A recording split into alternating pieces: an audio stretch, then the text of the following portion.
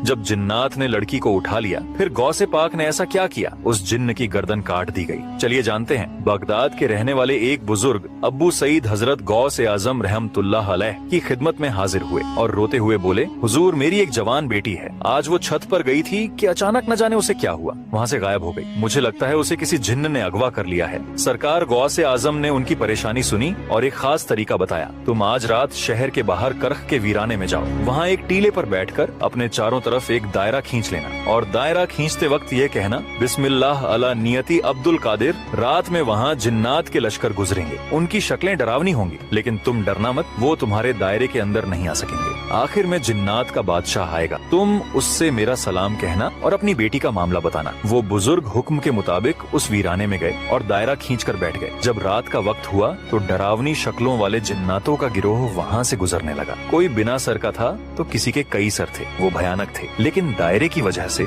कोई भी उस बुजुर्ग के पास नहीं आ सका। फिर कुछ देर बाद जिन्नात का बादशाह, जिसका नाम मीरस बताया जाता है, अपनी भारी लश्कर के साथ आया। बादशाह ने दायरे के बाहर रुककर उस बुजुर्ग से पूछा, ए इंसान, तू कौन है? बुजुर्ग, मैं गौसे आजम का भेजा हुआ हूँ। गौसे पाक का नाम सुनते ही बादशाह ने सर झुका लिया और अदब से बुजुर्ग के सामने बैठ गया। उसके साथ पूरा लश्कर भी अदब से खड़ा हो गया और बोला, सरकार का क्या हुक्म है? बुजुर्ग बोले, मेरी बेटी को किसी जिन्न ने छत से अगवा कर लिया है। सरकार ने फरमाया है कि मेरी बेटी मुझे वापस दिला दी जाए। जिन्नात के बादशाह ने तुरंत अपने लश्कर में ऐलान करवाया, किसने इस शख्स की बेटी को उठाया है? थोड़ी ही देर में एक जिन्न को पकड़ कर लाया गया। वो एक चीनी जिन्न था और उसके पास ही वो लड़की थी। बादशाह को बहुत गुस्सा आया। उसने उस जिन्न से पूछा, तुझे पता नहीं कि यह बगदाद है और यहाँ गौसे आजम की हुकूमत चलती है? तूने यह जुर्रत कैसे की? उस जिन्न की गर्दन काट दी गई और लड़की को बाहिफाजत बुजुर्ग के हवाले कर दिया गया। सुभान अल्लाह, गौसे आजम का वो मर्तबा है जहाँ जिन्नात भी थर थर कांपते हैं। दोस्तों, अगर आप भी गौसे आजम के सच्चे दीवाने हैं तो दिल से लिखिए या गौसे आजम और लाइक सब्सक्राइब जरूर करें।